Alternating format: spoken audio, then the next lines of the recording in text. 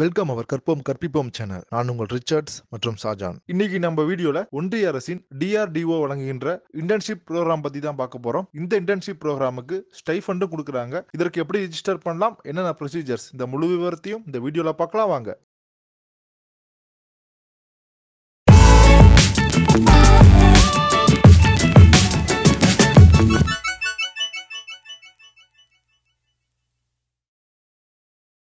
இது வரைக்கும் நம்ம சேனலை சப்ஸ்கிரைப் பண்ணாதவங்க சப்ஸ்கிரைப் பண்ணிருங்க. அப்படியே பெல் ஐக்கானையும் ப்ரெஸ் பண்ணிருங்க. அப்பதான் நாங்கள் போடுற வீடியோ உங்களுக்கு உடனுக்குடன் கிடைக்கும். இன்றைக்கி நம்ம பார்க்க போகிற டாபிக் ரொம்ப முக்கியமான டாபிக். இந்த வீடியோவை ஸ்கிப் பண்ணாமல் பாருங்கள். முடிஞ்ச அளவுக்கு இந்த வீடியோவை எல்லாருக்கும் ஷேர் பண்ணுங்கள். அப்படி என்ன டாபிக் இன்றைக்கி நம்ம பார்க்க போகிறோம் அப்படின்னு பார்த்தீங்கன்னா, DRDOவோட அப்ரெண்டிஸ்ஷிப் அமெண்ட்மெண்ட் ப்ரோக்ராமை பற்றி தான் பார்க்க போகிறோம். இந்த DRDO அப்படிங்கிறது என்ன அப்படின்னு பார்த்தீங்கன்னா, defence research and development organisation அப்படின்னு சொல்லுவாங்க. இவங்களோட அப்ரெண்டிஸ்ஷிப் ப்ரோக்ராம் இருக்குது வித் ஸ்டைஃபனோட. இந்த ப்ரோக்ராமில் எப்படி அப்ளை பண்ணலாம், இந்த ப்ரோக்ராமில் அப்ளை பண்ணுறதுக்கு என்னென்ன எலிஜிபிலிட்டி, என்னென்ன ஃபார்மேஷன் இருக்குது அப்படிங்கிறத பற்றி தான் இன்றைக்கி வீடியோவில் நம்ம டீட்டெயிலாக பார்க்க போகிறோம். வாங்க வீடியோக்குள்ளே போகலாம். இந்த அப்ரெண்டிஸ் ப்ரோக்ராமில் அப்ளை பண்ணுறதுக்கு முன்னாடி இவங்க பார்த்திங்கன்னா ஒரு பிடிஎஃபில் என்னென்ன எலிஜிபிலிட்டி, என்னென்ன க்ரைட்டீரியா, யார் யார் அப்ளை பண்ண முடியும் அப்படிங்கிற டீட்டெயிலை கொடுத்துருக்குறாங்க.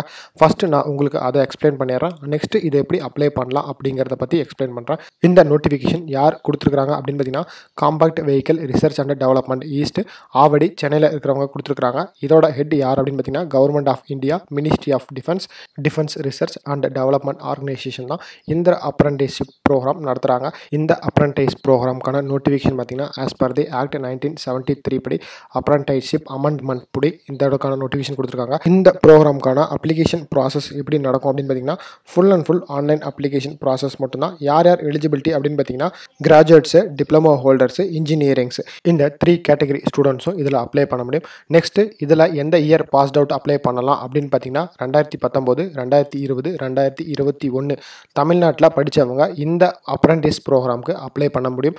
இந்த அப்ரெண்டிஸ் ப்ரோக்ராமோட டியூரேஷன் பார்த்தீங்கன்னா 1 இயர். இந்த அப்ரெண்டிஸ் ப்ரோக்ராம் பார்த்தீங்கன்னா 2 கேட்டகரியாக பிரிச்சுக்கிறாங்க. Category 1 and category 2.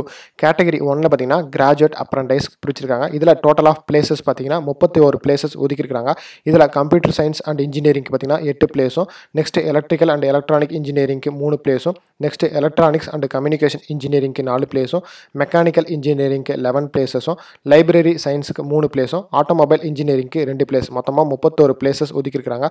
Monthly stipend பார்த்தீங்கன்னா 9,000 ரூபாய். இதுக்கான கோர்ஸ் டியூரேஷன் பார்த்தீங்கன்னா 1 இயர். நெக்ஸ்ட் பார்த்தீங்கன்னா கேட்டகரி 2ல் டெக்னீஷியன் அண்ட் டிப்ளமோ அப்ரெண்டிஸ் பிரிச்சிருக்காங்க. இதுக்கு டோட்டலாக எவ்வளோ பிளேசஸ் ஒதுக்கியிருக்காங்க அப்படின்னு பார்த்தீங்கன்னா 26 பிளேசஸ் ஒதுக்கியிருக்காங்க. கம்ப்யூட்டர் சயின்ஸ் அண்ட் இன்ஜினியரிங்க்கு 4, எலக்ட்ரிக்கல் அண்ட் எலக்ட்ரானிக்ஸ் இன்ஜினியரிங்க்கு 6, எலக்ட்ரானிக்ஸ் அண்ட் கம்யூனிகேஷன் இன்ஜினியரிங்க்கு 5, இன்ஸ்ட்ருமெண்டல் இன்ஜினியரிங்க்கு 1, மெக்கானிக்கல் இன்ஜினியரிங்க்கு 10, மொத்தமாக 26 பிளேசஸ் ஒதுக்கிறாங்க. மந்த்லி ஸ்டைஃபன் பார்த்தீங்கன்னா 8,000 ரூபாய். இதோட டியூரேஷன் பார்த்தீங்கன்னா 1 இயர் டியூரேஷன். ஸோ இந்த மாதிரி கேட்டகரி 1, கேட்டகரி 2 2 கேட்டகரியாக பிரிச்சிருக்கிறாங்க இந்த அப்ரெண்டிஸ் ப்ரோக்ராமை.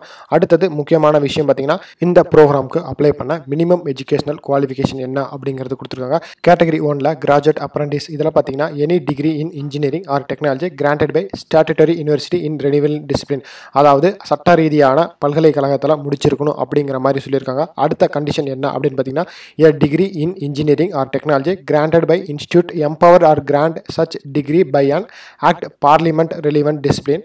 அடுத்து பார்த்தீங்கன்னா, graduate examination of professional bodies recognised by the state government இல்லைனா சென்ட்ரல் கவர்மெண்ட் மூலமாக ஈக்குவலண்ட் இல்லைனா அதுக்கு அப்ரூவலான யூனிவர்சிட்டியில் முடிச்சிருக்கணும் அப்படிங்கிற மாதிரி சொல்லியிருக்காங்க. அடுத்தது பார்த்தீங்கன்னா கேட்டகரி 2. இது என்ன அப்படின்னு பார்த்தீங்கன்னா, டெக்னீஷியன் டிப்ளமோ அப்ரெண்டிஸ். இதில் பார்த்தீங்கன்னா இதில் ஃபஸ்ட்டு கண்டிஷன் என்ன அப்படின்னு பார்த்தீங்கன்னா, a diploma in engineering or technology granted by a state council or board of technical educational established by a state government in relevant discipline, அதாவது ஸ்டேட் கவர்மெண்ட் மூலமாக technical educational approve வாங்கின universities மூலமாக diploma degree முடிச்சிருக்கணும் அப்படிங்கிற மாதிரி சொல்லியிருக்காங்க.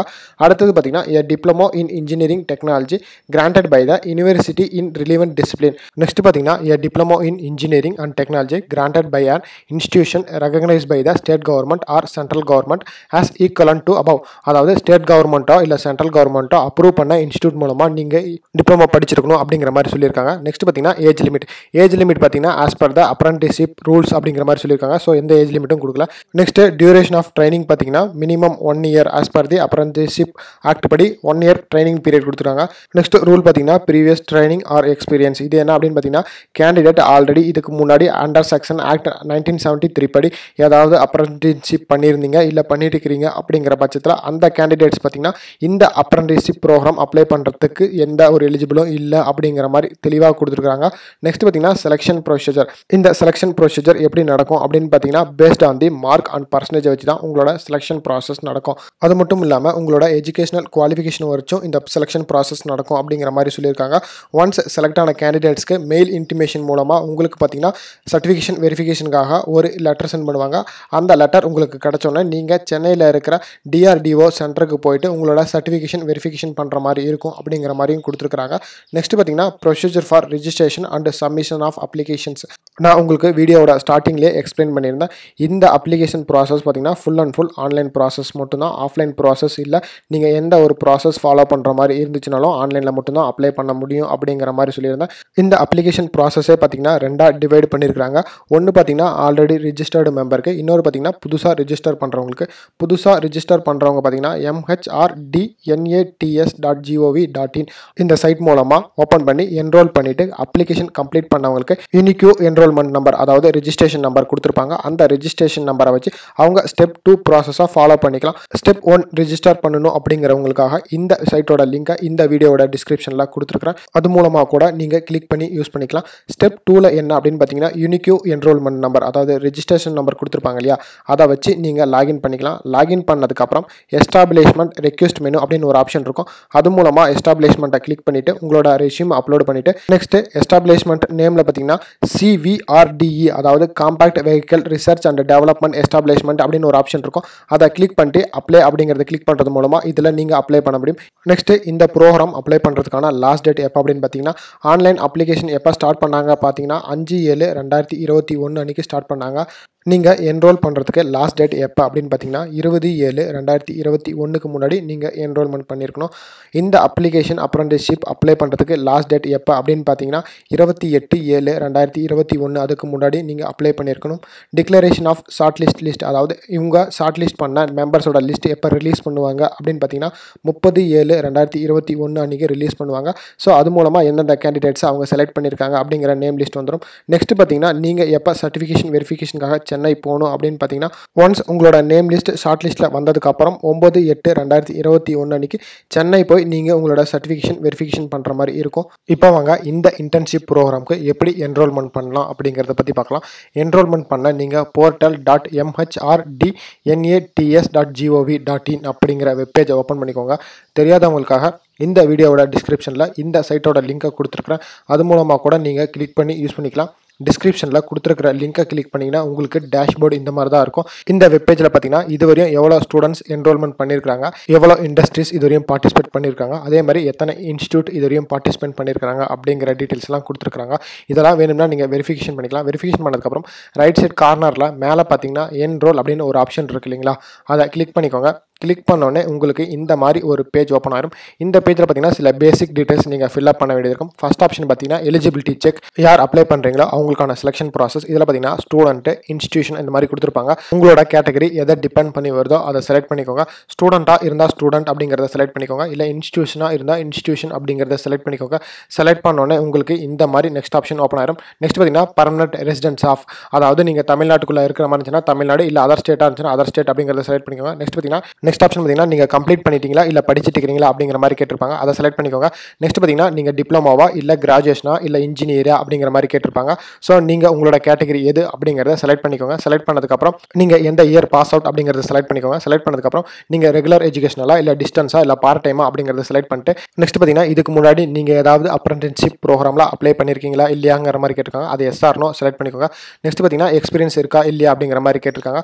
இது பார்த்தீங்கன்னா எஸ்ஆர்னோ டைப் தான். ஸோ நீங்கள் எக்ஸ்பீரியன்ஸ் கேண்டிடேட்டாக இருந்தால் எஸ்ங்கிற மாதிரியும் இல்லைனா நோ அப்படிங்கிற மாதிரியும் செலக்ட் பண்ணிக்கோங்க. செலக்ட் பண்ணோடனே உங்களோட எலிஜிபிலிட்டி செக் ஃபினிஷ் ஆயிரும். எலிஜிபிலிட்டி செக் ஃபினிஷ் ஆனோடனே நெக்ஸ்ட் பார்த்தீங்கன்னா கொஸ்டினரிஸ் அண்ட் கைட்லைன்ஸ். இதில் பார்த்தீங்கன்னா கைட்லைன்ஸ் ஃபார்ம் மட்டும் கொடுத்துருப்பாங்க, அதை நீங்கள் ரீட் பண்ணுற மாதிரி இருக்கும். ரீட் பண்ணதுக்கப்புறம் நெக்ஸ்ட் ஆப்ஷன் பார்த்தீங்கன்னா என்ரோல்மெண்ட் ஃபார்ம். என்ரோல்மெண்ட் ஃபார்மில் பார்த்தீங்கன்னா உங்களோட பேசிக் இன்ஃபர்மேஷன்ஸ் நீங்கள் ஃபில்அப் பண்ண வேண்டியது இருக்கும். ஃபில்அப் பண்ணதுக்கப்புறம் லாஸ்ட் ஆப்ஷன் பார்த்தீங்கன்னா ப்ரிவியூ அண்ட் கன்ஃபார்ம். ஸோ நீங்கள் ஃபில்அப் பண்ண டீட்டெயில்ஸ்லாம் கரெக்டாக அப்படிங்கிறத ஒரு டைம் வெரிஃபிகேஷன் பண்ணிக்கோங்க. வெரிஃபிகேஷன் பண்ணதுக்கப்புறம் கன்ஃபார்ம் அப்படிங்கிறத கிளிக் பண்ணிங்கன்னா உங்களுக்கு பார்த்தீங்கன்னா ஒரு யூனிக்யூ என்ரோல்மெண்ட் நம்பர் அதாவது ரிஜிஸ்ட்ரேஷன் நம்பர் கொடுத்துருப்பாங்க. அதை வச்சு நீங்கள் லாகின் பண்ணிவிட்டு நீங்கள் எந்த type of internship programme apply பண்ணணும் அப்படின்னு நினைக்கிறீங்களோ நீங்கள் அந்த டைப் ஆஃப் இன்டர்ன்ஷிப் ப்ரோக்ராமை அப்ளை பண்ணலாம். இந்த வீடியோ உங்களுக்கு யூஸ்ஃபுல்லாக இருந்திருக்கும்னு நம்புகிறோம். இந்த வீடியோவில் ஏதாவது டவுட்ஸ் இருந்ததுன்னா கமெண்ட் பாக்ஸில் கமெண்ட் பண்ணுங்கள். மீண்டும் புதிய வீடியோவில் சந்திக்கும் வரை நான் உங்கள் ரிச்சர்ட்ஸ் மற்றும் ஷாஜான்.